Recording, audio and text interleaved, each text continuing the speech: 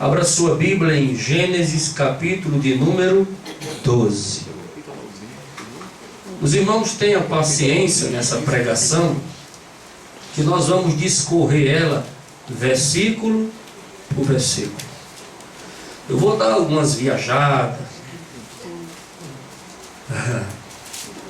Vou lá na Bahia, depois eu volto, passo no Gama.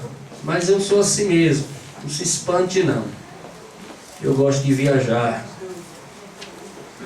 Essas viagens que eu dou, se você crê, amém. Se você não crê, joga no lixo. Gênesis capítulo de número 12, versículo 10. Nós vamos estudar um assunto bem interessante. E o tema da mensagem é o segredo da beleza de Sarai. Por que aquela mulher é tão bela, tão bonita, tão chique, tão formosa, tão elegante, tão atraente? Algum segredo tinha. Não era por acaso. Não existia clínicas naqueles dias para aplicar botox, para tirar as rugas. E olha que ela tinha 65 anos. Já estava no clube da terceira idade. Mas aonde ela chegava era uma classe, uma elegância, que os tarados de plantão ficavam loucos. Gênesis capítulo de número 12, versículo de número 10. Diz assim a palavra do Senhor. Gênesis 12 e 10. Ora, havia fome naquela terra. Abrão, pois, desceu ao Egito para peregrinar ali, porquanto era grande a fome na terra. Quando ele estava prestes a entrar no Egito, disse a Sarai, sua mulher: ora, bem sei que és mulher formosa à vista. E acontecerá que, quando os egípcios te virem, dirão: esta é mulher dele, e me matarão a mim, mas a ti te guardarão em vida. Dize, peço-te, que és minha irmã, para que me vá bem por tua causa, e que viva a minha alma em atenção a ti. E aconteceu que, entrando Abrão no Egito, viram os egípcios que a mulher era muito formosa. Até os príncipes de Faraó a viram e gabaram-na diante dele. E foi levada a mulher para a casa de Faraó. E ele tratou bem Abrão por causa dela. E este veio a ter ovelhas, bois, jumentos, servos, servas, jumentas e camelos. Feriu, porém, o Senhor a Faraó e a sua casa com grandes pragas, por causa de Sarai, mulher de Abrão. Então chamou Faraó a Abrão e disse: que é isto que me fizeste? Por que não me disseste que ela era tua mulher? Por que disseste, é minha irmã, de maneira que a tomei para ser minha mulher? Agora, pois, eis aqui a tua mulher, toma e vai-te. E Faraó deu ordens aos seus guardas a respeito dele, os quais o despediram a ele e a sua mulher e a tudo o que tinha. Nós vamos mastigar este assunto bem mastigado. Nós vamos começar a entender o desenrolar dessa história. Uma história tão bonita, uma história tão linda, uma história que Abrão pisou na jaca com o pé pisou no tomate com o outro. Uma história que Sarai ficou em silêncio, como toda a vida ela soube fazer. Para você ter uma ideia, esta mulher era tão inteligente, uma mulher tão inteligente, que ela tinha uma característica que poucas mulheres têm: a característica de ficar calada. Ela desejava um filho, era a única coisa que ela desejava, o maior desejo da vida dela, o que ela almejava a vida toda. E a promessa só se cumpriu quando ela tinha 90 anos. Se eu disser para você que Jesus só vai dar a sua bênção quando você tiver 90 anos, quando você tiver um caco, quando você estiver somente as peias balançando e o esqueleto te levando, sentindo dores nas pernas, nas costas, tossindo, dormindo mal, comendo pior, um pé na cova e outro fora da cova, congregando no ministério daqueles que estão à beira do cemitério, vivendo uma vida cheia de enfermidades, a vista cansada, a boca amargando, poucos órgãos lá dentro funcionando, médico toda semana, fila de hospital quase todo dia. É nesse dia que Deus vai dar a tua vitória. Com 90 anos, Sara sofreu no silêncio, esperando, calada, chorando. A única coisa que ela fez para Deus não foi murmurar, não foi praguejar, não foi falar mal do Senhor. Ela apenas riu. Ela apenas sorriu porque ela disse: Senhor, eu espero há 90 anos. Eu tenho o direito de dar pelo menos uma risada daquilo que tu estás falando comigo. Eu tenho o direito. Eu nunca murmurei. Eu nunca blasfemei. Eu nunca falei nada contra o Senhor, contra as suas promessas, contra aquilo que o Senhor disse, contra as profecias na igreja, contra aquilo que a palavra do pastor sempre foi ao meu encontro. Uma promessa está na tua vida, uma promessa vai nascer, um herdeiro vai sair do teu ventre. Eu nunca falei nada, eu nunca disse nada, eu nunca murmurei em nenhuma só palavra. Eu tenho o direito de sorrir. O sorriso dela nasceu, o sorriso dela apareceu, o sorriso dela criou-se quando ela tinha 90 anos de idade. Isto era Sara, a mulher que tinha uma beleza sobrenatural. Aonde ela chegava era o centro das atenções. Se ela viesse hoje ao culto de doutrina e você apagasse as luzes daqui, só ela brilhava. Uma beleza fora do comum, que Abraão tinha muito medo, pavor, ciúme. O seu coração ardia em ciúmes, porque a mulher que estava ao seu lado tinha panca de princesa. O andar, o falar, o sentar, a elegância de Sara chamava a atenção de todos que a viam. Como não existia carros naqueles dias, mas existiam caravanas de camelos, consideradas limousines de hoje, aquela mulher parava até caravana de camelos. Era uma mulher muito bonita, sobrenatural. Existia um segredo. Existia algo ali que Deus estava fazendo. E é sobre isso que eu quero te explicar. O segredo da beleza de Sarai.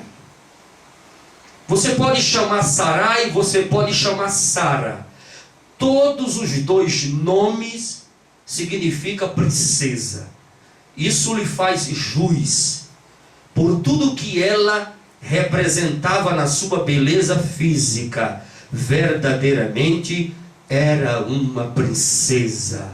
E quando os reis, os faraós, homens da altíssima sociedade, avistava aquela mulher, dizia: não é para a vida do bocó desse, é para mim. Uma mulher dessa, de uma classe dessa, de uma elegância dessa, não pode estar andando com um cara desse chamado Abraão. É para estar comigo, no meu palácio, do meu lado, limpando a minha vista, desembaçando a vista dos meus convidados e matando de inveja as mulheres que ali aparecessem para tomar um saboroso vinho nos coquetéis faraônicos. É disso que vamos aprender. O segredo da beleza de Sara. 292 anos depois do dilúvio, nasceu Abrão.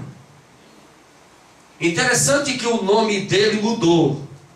Mas antes do nome de Abrão mudar, Deus estava curando, transformando, lapidando, corrigindo, porque tudo que ele cometeu aqui de falhas e de erros, ele ainda era Abrão. Ele ainda era o homem nascido e criado na Mesopotâmia. O homem nascido e criado em Ur dos Caldeus. Mesopotâmia era o nome do país que ficava entre rios Eufrates e Tigre. Mesopotâmia, um grande, desenvolvido, poderoso país daqueles dias. E Abrão era de uma grande metrópole, uma grande cidade, uma cidade muito desenvolvida, mas muito desenvolvida mesmo para aquela época, chamada Ur dos Caldeus. Para você ter uma ideia, Ur dos Caldeus era mais desenvolvida em tudo do que o Egito, mais desenvolvida em tudo, em qualquer civilização daqueles dias. Era o lugar, hoje poderíamos comparar Ur dos Caldeus como Nova York, uma cidade que todo mundo admira, tem desejo de estar lá, porque é uma cidade de primeiro mundo, como existem outras por aí, considerada cidade de primeiro mundo, tecnologia de ponta. Era a cidade Ur dos Caldeus, de onde veio Abraão, onde foi realizada a festa de casamento de Sarai, onde ela namorou, onde ela noivou, onde ela fez uma grande festa, e ali casou com Abrão, e eles tiveram uma profecia. Foram para a igreja, deixe-me viajar, assistir um culto, levantou um profeta e disse: assim diz o Senhor, o Deus Todo-Poderoso que fez os céus e a terra, vá para a cidade de Canaã, porque lá o Senhor tem reservado para você um grande ministério, uma grande igreja, um grande trabalhar. E ali eles arrumaram as malas e vieram para Canaã. Vieram de malas prontas, vieram acreditando naquilo que não sabia, naquilo que não via, porque quem vive por fé acredita naquilo que não vê, acredita naquilo que não existe, acredita naquilo que não está na sua presença fisicamente enxergando, mas dentro do coração há uma tocha queimando, há uma brasa acesa, há um desejo ardente, porque ele acredita, porque ele toma posse, porque ele está envolvido naquilo que o Todo-Poderoso promete, naquilo que o Todo-Poderoso fala. Assim hoje é a igreja. A igreja, ela vive por fé. E toda a igreja é considerada filha da fé, filha de Abrão, um homem que acreditou naquilo que não existia. Abrão foi o 10º homem depois de Noé. Gênesis, capítulo de número 12, versículo 10. Vamos discorrer devagarinho, sem pressa. Comida boa se come devagar. Não precisa de pressa, porque ela não tem pimenta e não vai te fazer mal. É uma comida sadia, preparada hoje, não requentada, não é marmita, é algo que foi feito pelas madrugadas, com muito carinho, com muita oração, com muita pesquisa. Você só basta abrir a boca e ela vai descendo para o teu estômago espiritual, e você vai sair daqui renovado, alegre, feliz, dizendo: mas como eu não sabia disto? Nesta noite o Senhor vai colocar sobre os teus olhos uma lente de contato espiritual, para que tu possas conhecer os mistérios da fé. Houve fome naquela terra. Quando a Bíblia diz houve fome naquela terra, a primeira frase do versículo: houve fome naquela terra. Vamos trabalhar primeiro com fome. Deus não chama alguém para passar fome. Foi um teste que Deus queria fazer com Abrão. Deus chamou ele para Canaã. Ele saiu da Mesopotâmia, Ur dos Caldeus, andou muitos quilômetros, chegou em Canaã. Em Canaã, quando ele chegou, ele teve algumas dificuldades, porque ele trouxe consigo alguns rebanhos, poucos sim, mas alguns. Ele não era rico, ele tinha o pão de cada dia para sobreviver, e ele precisava andar com rebanhos. Naqueles dias, pessoas andavam com rebanhos, porque rebanhos forneciam o alimento. Do rebanho era a padaria, do rebanho era onde saía o leite, do rebanho saía as vestes de couro, do rebanho saía os cobertores da cama, do rebanho saía a casa, a tenda para você armar, dormir e descansar. Do rebanho saía a carne, do rebanho saía tudo que o povo precisava, o queijo, a manteiga, para sobreviver. Então sempre as caravanas andavam com animais, animais que serviam para umas coisas e outros que serviam para outras. Eu tenho certeza que quando Abrão saiu de Ur dos Caldeus, da Mesopotâmia, ele não tinha camelos, porque camelos naqueles dias eram considerados o transporte mais chique, o transporte mais caro, o transporte mais elegante, o transporte mais raríssimo da época. Era limousine, era Ferrari, aquele transporte caro, aquele camelo naqueles dias estavam pouquíssimos, iniciando a ser domesticado. Então ele não tinha ainda, ele não estava rico, ele tinha o pão de cada dia para sobreviver. E ele chegou em Canaã, com a sua caravana pequena, mas era uma caravana, chegou com o seu pai, chegou com o seu irmão, e trouxe a sua mulher, e o mala sem alça do Ló, e por ali, com aquela caravana, os servos, algumas servas, chegando em Canaã. Canaã estava ocupada por outros povos, e ele ficou com dificuldade de encontrar pastos, de encontrar um poço, de encontrar um lugar para armar a sua casa, a sua tenda. A primeira coisa que uma pessoa naqueles dias pensava para habitar em um determinado lugar, a primeira coisa que se procurava era um poço.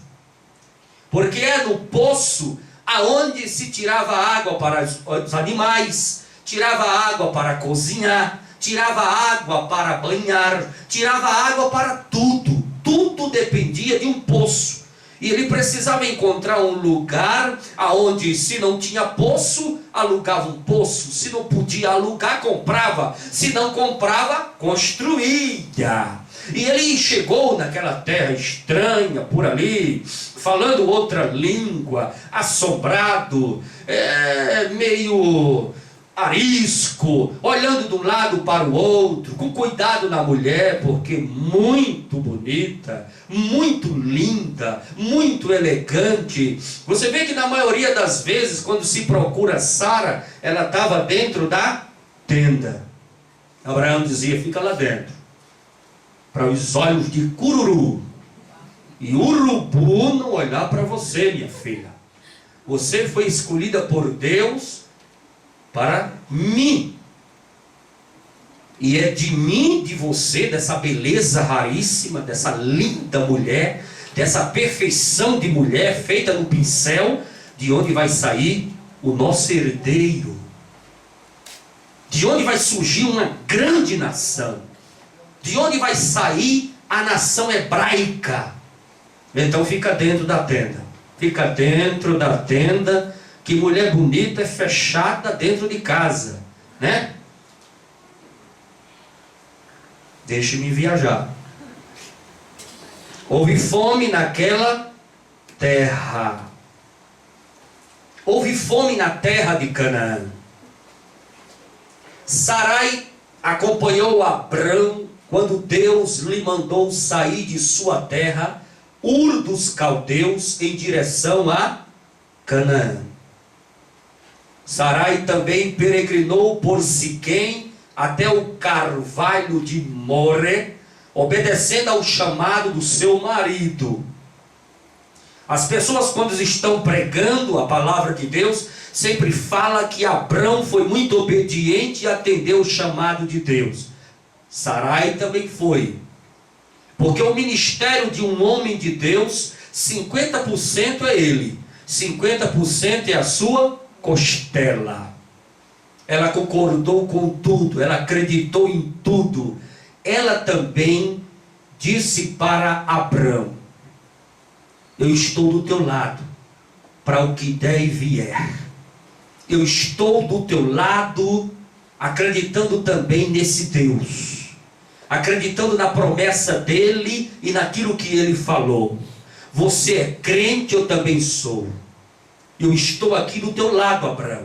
Para onde você for, eu vou. O que você sofrer, eu sofro junta. O que você passar, vamos passar juntos. O que você beber, beberei junto com você. Assim tem que ser o ministério de uma mulher. Ela tem que seguir a caminhada do marido. Ela tem que estar do lado do marido. Ela tem que estar pegada na mão, em silêncio, e dizendo: eu estou contigo para o que der e vier. O Senhor te chamou, eu estou pronta para fazer a obra. Aqui nós já vamos começar. Tem mulher que, algumas delas, não deixam o marido fazer aquilo que Deus quer fazer.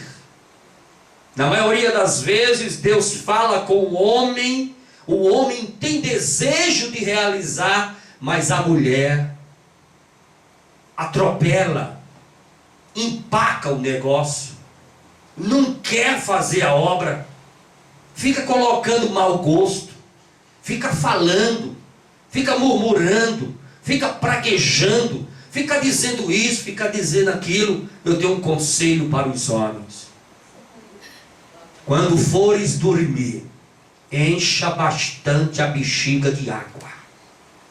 Lá para as 3 horas da manhã, na 3ª ou 4ª vigília da noite, o teu organismo fisiologicamente vai te acordar.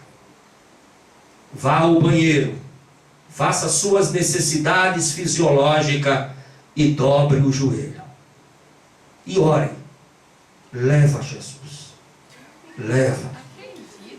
Eu não quero, Jesus, fazer a obra desse jeito, atrapalhando o meu caminho.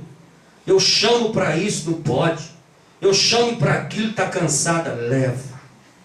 Leva que eu faço um enterro bonito. Eu compro um caixão caro.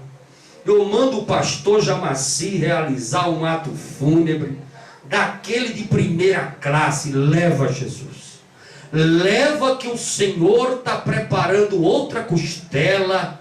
Uma costela que gosta de igreja, que gosta de trabalhar na obra do Senhor, que tem disposição, que para onde o Senhor mandar, ela vai aceitar, como Sarai assentou. Leva, Jesus, leva. É assim. Pensando que é brincadeira, a partir de hoje os homens tudo calados vão começar. Não brinca com homem não. Eles ficam calados assim, mas eles vão começar. Eles vão começar a orar. Já tem deles agora no momento dizendo: leva. Leva. Em espírito. Leva. Leva. Leva. Coisa melhor do mundo é pedir para Jesus levar. Porque aí, é como a pastora Eliane falou, o céu é lindo. O céu é lindo. Tem um coral lá esperando você, irmão. Lá não vai ter casa para você se preocupar. Lá não vai ter prato para lavar. Lá não vai ter louça para tirar a tua paz. Lá não vai ter banheiro para você lavar. Lá não vai ter roupa do teu marido para você passar. Lá não vai ter comida para você fazer. Lá não vai ter nada. O céu é lindo. O céu é lindo.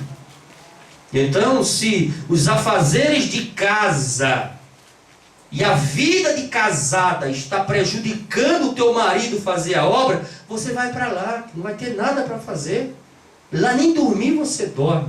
É todo o tempo santo, santo, santo, santo, santo é o Senhor dos Exércitos. E o seu marido vai estar aqui, casado com a Sara, de mão dadas. E Deus fala: vai lá para café sem troco, dirigir uma congregação. A Sara vai dizer do lado do teu marido: estou pronta, Senhor. Fazer a obra do lado deste homem. Para onde tu mandares eu estarei fiel, do lado dele, levantando a mão dele como levantou a de Ur e a de Arão. Pronto. Se a primeira não quer fazer, a segunda faz. Diga amém. Houve fome naquela terra. E o casal partiu para Betel. O casal partiu para Betel. E chegando em Betel, eles armaram uma tenda. Edificaram um altar. E invocaram o nome do Senhor. Veja que quando a pessoa é crente, ela tem preocupações com 3 coisas na vida. Isso é o casal crente. Eu estou falando de um casal crente, de um casal chamado Abrão e de uma mulher chamada Sarai. Um casal crente. Um casal chamado pelo Senhor. Eles tiveram em Betel preocupações de 3 coisas. Armaram uma tenda. Edificaram um altar. Invocaram o nome do Senhor. Quando arma uma tenda, você lembra de casa. Então o casal crente, ele se preocupa com a sua casa. A limpeza da casa. O mantimento da casa.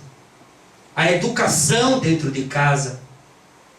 O trabalhar de Deus e o mover dentro de casa. Oração dentro de casa, culto doméstico dentro de casa, leitura da Bíblia dentro de casa, hinos de louvor dentro de casa, a educação do lar, uma educação cristã, uma educação sadia, se preocupa com a casa. Em segundo lugar, edificaram um altar. Então eles estavam também preocupados. Altar significa igreja. Um casal crente se preocupa com a igreja. Um casal crente vem para a igreja, não falta igreja, tem fome de igreja, tem desejo de igreja, tem necessidade de igreja. Ele vive desejando estar na igreja. A terceira coisa, invocar o nome do Senhor. Isso quer dizer culto. Então um casal crente, ele deseja culto. Ele almeja culto. Porque o casal crente, eles são verdadeiros adoradores. E um adorador, quando ele fica sem adorar, ele fica doente. Ele perde o brilho. Ele fica como se estivesse faltando uma vitamina para caminhar no evangelho, na graça, no caminho da espiritualidade. Parece que o combustível dele é o culto. Na hora que o culto está se desenrolando, a palavra está sendo pregada, os hinos estão sendo louvados, entoados, ela está sendo abastecida com o combustível do céu.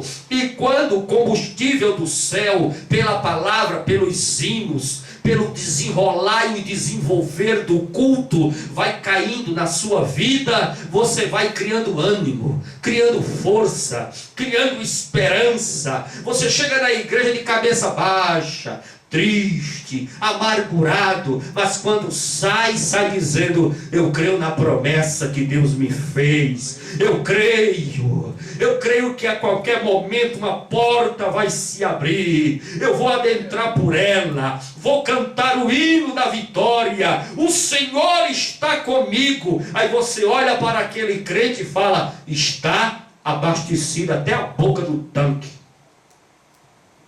está até a boca. Pode abrir a janela da alma e olhar que os olhos estão brilhando. E dentro dela, da janela da alma, está lá o brilho, dizendo que aquele combustível está cheio de uma gasolina especial. Não é gasolina de avião, que é azul, mas é uma gasolina vermelha. Deixe-me viajar. A gasolina vermelha.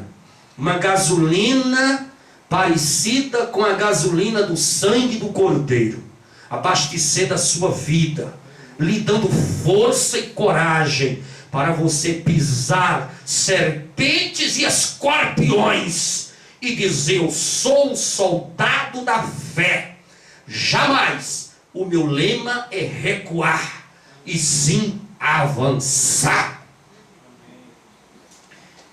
Por causa da fome em Betel, eles desceram ao Egito. Quando Deus aperta o crente, ele começa a descer. É assim ou não é? Deus deu um arroxo na vida de Abraão. Um arroxo. Houve fome naquela terra. Deu um apertinho de fome nele. Ele pensou logo em descer para o Egito. E o Egito simboliza o mundo. Tem crente na igreja que quando leva qualquer arroxo, ele já olha para trás. Igual a mulher de Ló. Já olha para trás. Ih, rapaz. Aquilo lá no mundo era tão bom. Já começa a pensar no mundo. Já começa a pensar em desviar. Não deixe de ser fraco, deixe de ser frouxo. Arroz foi feito para crente. Prensa foi feito para crente. Deserto foi feito para crente. Você sabe por que os arroxos de Deus? Para desintoxicar a tua mente. Tirar aquelas coisas carnais, tradições religiosas, coisas ruins, malignas, que ainda está ali, é resquício do mundo. Deus te coloca na prova de fogo, para o fogo queimar tudo, e você ficar com a mente de Cristo, na estatura de varão perfeito, aguardando o arrebatamento da igreja, e cantando só o hino da vitória. Houve fome naquela terra. Talvez a fome foi para punir a iniquidade dos cananeus que habitavam ali e que tiveram um certo ciúme, um certo cuidado quando Abrão chegou com a sua caravana de Ur dos Caldeus. Eles impediram um pouco Abraão habitar ali. Abraão teve dificuldade de encontrar um lugar para habitar, mas habitou. Ele encontrou lá na frente, não um lugar muito bom, não um lugar de um pasto verdejante, de vários poços, veias de água. Ele habitou num lugar um pouco mais difícil de sobreviver, mas que dava para ficar, em Canaã. E veio uma fome tremenda apertando Abraão no canto da parede. E ele disse: eu não aguento. Ele era novo crente.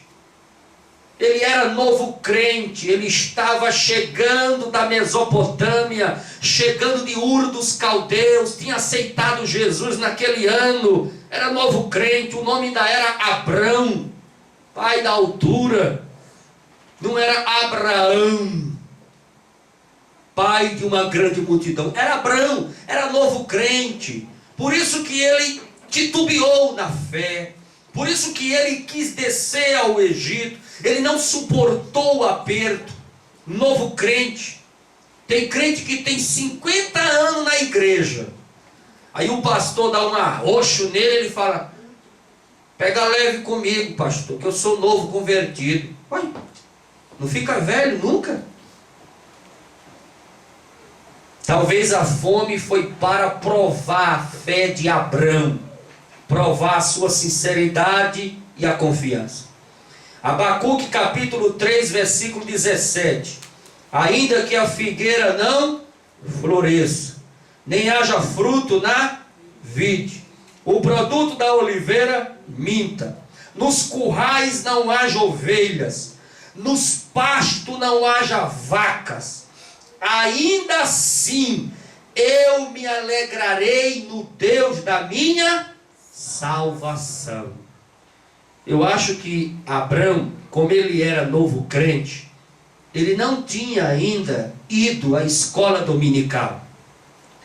E quando a escola dominical ensinou, lecionou sobre o livro de Abacuque, ele perdeu essa aula, talvez não frequentou essa aula. Ele era novo crente. Mas nós entendemos Abacuque: ainda que a figueira não floresça, ainda que as portas se fechem, ainda que a água desapareça, o riacho seque, o ribeiro de Querite seque, ainda que o teu caminho fique difícil, que o deserto surja na tua frente, que a coisa venha apertar, todavia não olheis para o Egito, não desça ao Egito, fica em Canaã, fique plantado em Canaã. Se você ficar plantado em Canaã, se você ficar no lugar onde Deus te colocou, você vai ver o maná cair do céu, você vai ver as codornas aparecerem lá do açougue do céu, você vai ver os garçons de preto chegarem com a bandeja na mão, trazendo pão e carne. sanduíche de primeira qualidade, feito no céu, preparado por anjos e enviados pelos garçons de pretos, corvos. Se você ficar em Canaã, você vai ver milagres, você vai ver o sobrenatural. Na hora do aperto, na hora do arroxo, não olhe para trás, não olhe para o Egito, não olhe para o mundo, não saia do seu lugar, permaneça em Canaã. Canaã é a igreja, permaneça na igreja, fique firme, diga: daqui eu não saio, daqui ninguém me tira, daqui eu vou cantar o hino da minha vitória, e vou mostrar para todos os fofoqueiros, aqueles que desejam o meu mal, os meus inimigos, eu vou mostrar o diploma da minha vitória. Ainda vou convidar todos para a minha festa, porque está escrito: terra, prepara uma mesa perante mim, na presença dos meus. Vou convidar só inimigo, para o banquete. 1 de Pedro capítulo 1, versículos 6 e 7 diz assim: por um pouco de tempo vocês devem ser entristecidos por todo tipo de provação. A fé de vocês deve ser purificada pelo fogo da provação, assim como acontece com o ouro. Você sabe como é que o ourives faz com o ouro? Coloca ele no mais alto grau de temperatura. Toda sujeira sobe. Ele tira a sujeira, a impureza, e fica só o ouro puro. O ouro puríssimo. É assim que Deus faz com a nossa fé. Coloca a tua fé e a minha fé no fogo da provação, e as impurezas vão saindo. Aquelas sequelas, a Virgem Maria vai saindo, desejo do mundo vai saindo, os prazeres do mundo vai saindo, as impurezas vão saindo, aquela linguagem mundana vai saindo, aqueles olhos carnais vai saindo, aqueles ouvidos que só se faz feliz quando está escutando um samba, um pagode, um funk, vai saindo, e a tua fé vai ficando puríssima, pura como o ouro puro. O fogo da provação deixa a tua fé pura, uma fé verdadeira, uma fé sem contaminação, uma fé de crente que tem desejo de morar no céu. Houve fome naquela terra. A gente continua quarta-feira que vem. Qual o segredo de uma mulher como Sara abalar o Egito, sacudir os lugares por uma beleza tão forte? Como era a beleza de Sara para o padrão daqueles dias? Por que ela era tão linda? Por que Deus escolheu uma mulher tão bonita para gerar um Isaac tão lindo? O sorriso que nasceu depois de 90 anos de desejo, de oração, de lágrimas. Eu vejo Sara lavando a louça, passando a roupa de Abraão, e as lágrimas descendo, e dizendo: Senhor, já estou com tantos anos de idade, e nem sinal da minha gravidez. Aonde está aquela promessa, que um dia na igreja levantou um profeta, colocou a mão sobre mim, e disse: eis que do teu ventre nascerá o herdeiro de uma nação. do teu ventre vai nascer um sorriso, e este sorriso jamais se apagará. Aonde está, Senhor? Mas mesmo com tanto desgosto, mesmo com tanta lágrima, mesmo com tanta tristeza, mesmo com tantos dissabores, aquela mulher continuava linda, continuava bela, continuava abalando os corações dos homens daquela época.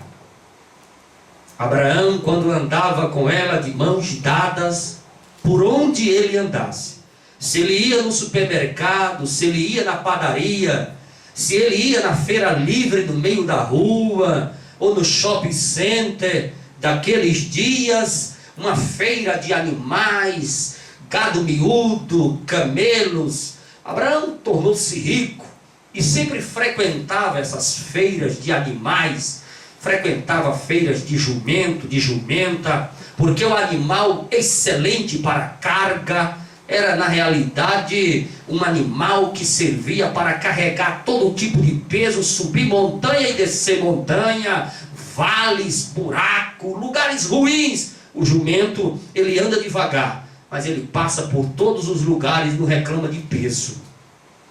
Abraão frequentava essas feiras de agropecuária, esses lugares do lado de Sara, e ela parava o ambiente. Uma beleza tão linda que existia nela um segredo de Deus, um segredo que poucos conhecem, que está na Bíblia, que nós vamos aprender e que eu vou revelar. Vamos ficar em pé.